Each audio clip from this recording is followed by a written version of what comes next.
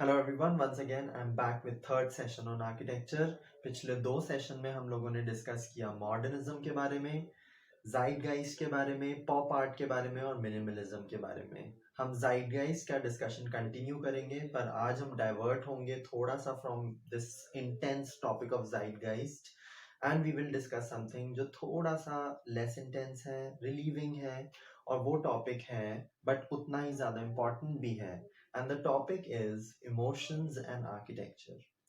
जब हम ये दो वर्ड सुनते हैं, we always feel that these two are very very separate in their own entity, but these words are very strongly correlated in fact. और वो किस तरीके से correlated है, ये हम कुछ examples से समझेंगे इस वीडियो में। तो the first example that I'm going to take is while I was teaching and I used to discuss with students their design, और almost सारे design में by the end of it they used to achieve a very well articulated space wise managed building or a space. So they used to get full marks from mean space management. They used to get full marks on the way that they have articulated circulation space, usable space, floor space usage. So that used to be perfect by the end of it. But something used to be missing in those, and वो miss क्या होता था? Sense of belonging. Sense of belonging word को थोड़ा समझने की कोशिश करते हैं। सेंस ऑफ बिलोंगिंग का मतलब होता है एक ऐसी चीज जिसमें मुझे ऐसा लगे कि ये मेरा पर्सनलाइज्ड, ये ऐसी जगह है जहां पर मैं रिलेट कर पाता हूँ कि ये मेरा घर है। Whenever I used to go to exhibition और जब students accompany करते थे, we used to see very very grand houses, interiors. I'm going to take example of an exhibition, India Design. Generally that happens in February, month of February. और उसमें जब हमने एक dining table देखा था, that dining table was grand, Victorian, architectural inspired, and but the moment we said that would you want that kind of dining table in your house, most of the students said no. ऐसा मन करेगा कि इसको frame करके कहीं रख दें इस डाइनिंग टेबल को, but we would not use it on daily basis. ये जो नॉन रिलेटेबिलिटी की फीलिंग आ रही थी, ये नॉन रिलेटेबिलिटी की फीलिंग थी को ही मैं बोलूंगा कि it explains the sense of belonging. कि जो चीज देखने में अच्छी है या आपको हमेशा से ऐसा लगता है कि हाँ ये this is beautiful, might not be perfect for you, and that is exactly what I look for in architectural design. For example, recently another student of mine, he came up with a kitchen design and he said, kitchen में ये counter होगा, cabinets होंगे. There were only certain layouts that he could make. वो कुछ ही layouts को मुझे बार बार change करके दिखा रहा था. And I said that what is the necessity of cabinets? क्योंकि हमारा cabinets are practical. Definitely they are practical. But is there anything emotional about it? Because, for example, if the client is somebody who has stayed in a house which used to be constructed 20 years back in India, we never used to have cabinets. हमारे cabinets की जगह we used to have niches. Niches को अगर समझाएं तो niches क्या होता था? ईंट की दीवार में झिर्री काट देते थे, एक कैविटी क्रिएट करते थे, उसमें मसाले नमक वगैरह हम रख दिया करते थे. So, but will we accept that in today's world? That might not be acceptable. But अगर एक lady को वही दिया जाए, that might be more relatable and will have a sense of belonging. Cabinets are practical, but are they emotional? Might not be for some people. And that is exactly the agenda of today's discussion. कि किस तरीके से हम sense of belonging को incorporate करें architecture में. इसको समझाने के लिए मैं दो और examples दूंगा. So there was one student who did his thesis under me, and his topic was hospital design. So very typical, right? Hospitals, there are certain functional requirements. उन functional requirements को हम पूरा करते हैं. There should be an oncology department, a gynecology department, and various departments. And then blood tests, what various kinds of spaces and rooms required for these tests to be conducted on patients. Those were also there. So by the end of 2 or 3 months, we were able to figure out the spatial management. हमने space manage कर लिया उस hospital के. But the last crit that I gave to that student was, imagine that उसी hospital में तुम admitted हो और तुम्हें उसका architecture design करना है. The second example that I gave to that person to improve his design was, imagine that उसी हॉस्पिटल में आपका एक क्लोज रिलेटिव है, somebody that you hold really close to you, and आप चाहते हैं कि एक ऐसी बिल्डिंग बने जो उस इंसान को जो आपके क्लोज है उसे हील कर सके. तो आप किस तरीके का डिजाइन क्रिएट करेंगे? द अमाउंट ऑफ ट्रांसफॉर्मेशन, जितना वो डिजाइन उस स्टेज से अगली स्टेज में चेंज हुआ, दैट वाज इनॉर्मस. वो बहुत ज्यादा चेंज था.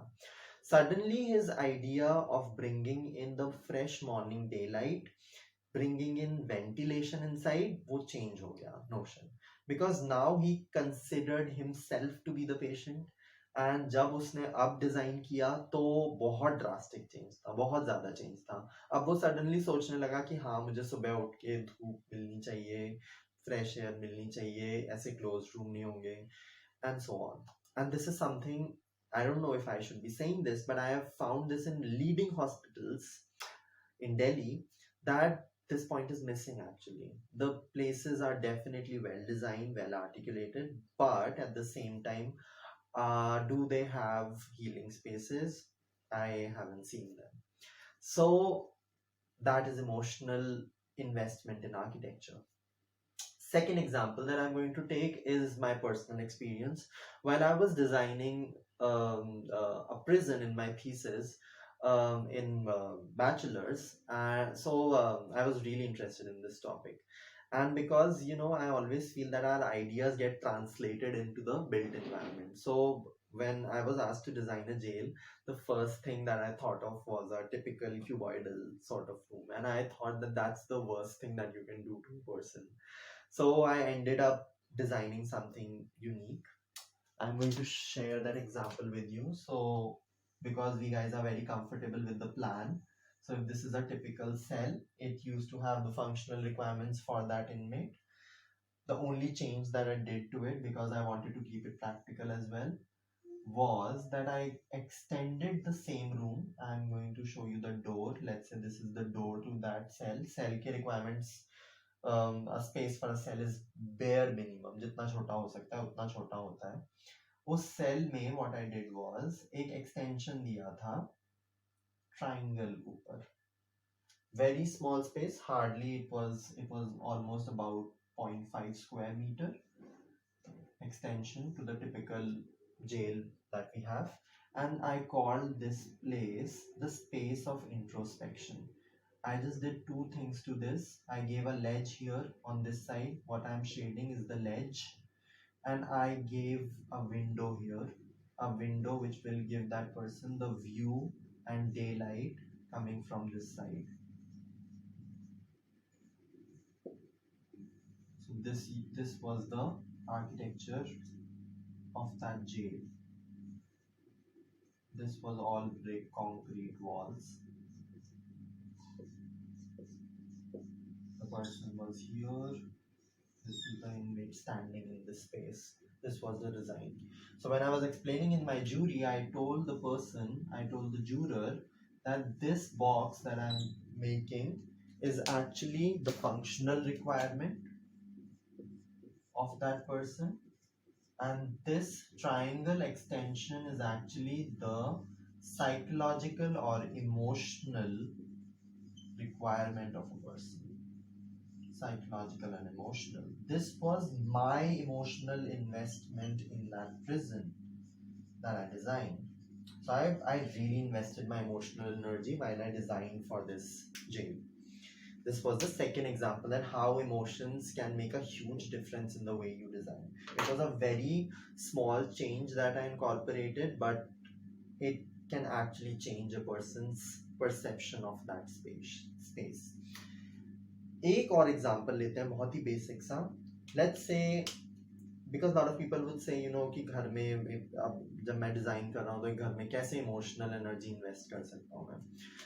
सो there are two comparisons that will take. For example, एक घर आपने अपार्टमेंट में लिया, there is a high rise apartment, उसमें आपने एक फ्लैट लिया है, और दूसरा आपने एक गांव में एक अपना घर बनाया है. सो जब आपका अपार्टमेंट बिल्डर ने बनाया था तो उसमें it was more of drawings, मजदूर आते थे, काम करते थे, चले जाते थे, पूरा घर बन गया, वेल फर्निश्ड आपको मिल गया and you are staying in that. On the contrary एक गांव में एक घर बन रहा है, और जब वो घर बन रहा है तो उसमें वो जो ओनर है उसका, वो पूरा दिन मेसन्स को, मजदूरों को असिस्ट करता है, ये लकड़ी का दरवाज़ा लगाओ, ये लकड़ी की खिड़की लगाओ, ये करो, यहाँ पर ये आएगा, यहाँ पर, वहाँ पर वो औरत मिट्टी की लिपाई करेगी, गोबर की लिपाई करेगी। Every day she is investing her emotional energy in that. ये जो इमोशनल इन्वेस्टमेंट है, this does not go waste. It actually pays you back. Just like any investment, it does pay you back. After all, we know that law of thermodynamics, neither energy can neither be destroyed nor created, and that energy will be paid to you positively, because you invested so much of positive energy while building that it actually heals you in the end. So that is another example of how do you invest. So whenever you are having, the design discussions with your clients, it's very important कि आप जितना उनसे discuss कर सकते हैं about your emotional energy, what kind of house do they really want. And I understand that there are financial constraints, that there are also constraints related to um, time of the duration of construction. But at the same time, what you have to consider is that you are designing a space for a user so that he can develop a sense of belonging to that place. That is really, really integral. So we can say that emotions are extremely integral to architecture. They're not unrelated. They're not something that have to be imposed later, that हम wall paint ऐसा कर देंगे कि आप ये color psychology feel करें. There are certain rules that I have also taught in my design schools, that use red to increase energy, use blue to calm person down. I agree with all those rules, but there are certain emotional instincts, like I want to use this color in my house. Can I use that? They will always ask the interior designer. Definitely आपको उन needs को incorporate करना आना चाहिए. You should involve your client more in the construction process. You should involve yourself more, invest emotionally in a construction project, so that by the end of it आपको भी successful feel हो और आपके user को भी successful feel हो. So emotions play a very, very integral role in even certain rituals. Like I would also take a very small example. There's a ritual in South India. I'm very fascinated by that ritual. Kolam बनाते हैं वो, सुबह सुबह अपने घर के बाहर घर की औरतें कोलम बनाती हैं. Kolam it's a sort of a rangoli design, very, very creative. तो वो उन्हें creative satisfaction देता है, एक ऐसा creative satisfaction जो उन्हें खुश महसूस कराता है by the end of it. So we should also invest ourselves daily, in a way to decorate our spaces. That will also pay you back. I hope you understand. For example, a daily ritual of making a rangoli every morning can actually satisfy myself creatively. For example, हर दिन अगर मुझसे बोले कि थोड़ा सा कुछ creative काम करके दिखाओ, तो it will definitely pay me back. Every day I'll feel happy that I did something creative. And everybody has that sort of creative instinct. Even, a lot of people discuss this, ki, are people born creative? Yes, we all are very creative. It's just that we are trained in a certain way. So this was about emotions and architecture. I hope you really like this. There was another request from a student, and because आज मैं emotions ले भी रहा हूँ, तो she asked me कि sir please discuss about color combinations. I know ये बहुत ही basic है कि color combinations कैसे बनाते हैं, but this is like the most complex agenda for designers, designing color board. अगर मुझे एक आज होटल का प्रोजेक्ट मिला है तो वो कलर स्कीम कैसे बनाए, मैं फिर से I am going to say the same thing, that we get so hooked on, हम इतना fixated हो जाते हैं कुछ ideas पे कि हम उसके beyond चीजें देख नहीं पाते. We learn complementary color scheme, analogous color scheme, and we get so fixated. Contrast create करना है, use complementary. Harmony create करनी है, use analogous color scheme. Color wheel बनाओ, ये use करो. That sometimes we forget to mix and match and color and make color boards which are highly creative. So what I've done today is I have picked some unique color combinations, and I'll tell you the core ideas of how I make color boards. That is one of the most important learning that you can take from these videos. So first color combination that I'm going to discuss. Again, these color combinations are extremely experimental and I want you to explore these more.